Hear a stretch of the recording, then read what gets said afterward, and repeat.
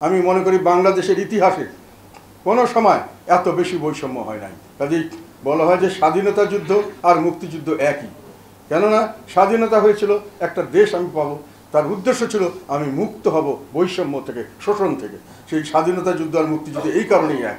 কিন্তু এখন হয়েছে কি, এখন ওই স্বাধীনতা যুদ্ধ যদি সেইভাবে চিন্তা করি, স্বাধীনতা যুদ্ধ হয়েছিল 25শে মার্চের 71 সালে রাতে বা 26শে মার্চ থেকে স্বাধীনতা যুদ্ধ শুরু হয়েছিল। সেভাবে বললে মুক্তিযুদ্ধ কি সেদিন শুরু হয়েছিল? না, মুক্তিযুদ্ধ শুরু হয়েছিল আরও 1000 বছর আগে। বাঙালিরা যখনই বৈষম্যের শিকার হয়েছে তখনই তারা প্রতিবাদ করেছে। সেই প্রতিবাদে 21শে ফেব্রুয়ারি এসছে।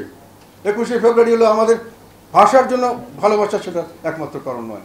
ভাষাকে আমরা জায়গা মতো নিতে পারছি না, যে কারণে আমাদেরকে বঞ্চিত করার জন্য ভাষাকে আমাদের থেকে দূরে সরিয়ে রাখছে।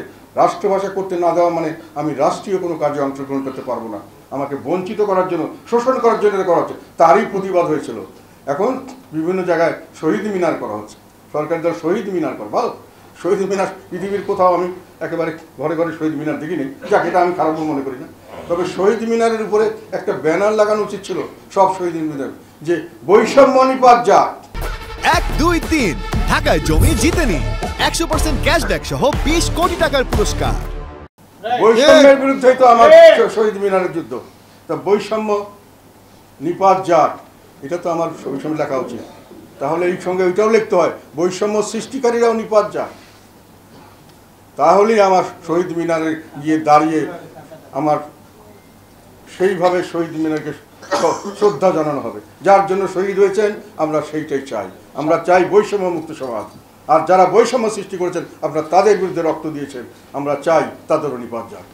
আজকাল যে বৈষম্য, আমি মনে করি বাংলাদেশের ইতিহাসে কোনো সময় এত বেশি বৈষম্য হয় নাই। আমি মনে করি সামনের দিকে রাজনীতি কঠিন হবে এবং আমাদেরকে বুঝতে হবে যে আমরা জনগণের পক্ষে থাকবো না সুযোগ সুবিধার পক্ষে থাকবো। জনগণের পক্ষে থাকতে গেলে ত্যাগ স্বীকারের জন্য মানুষকে থাকতে হবে।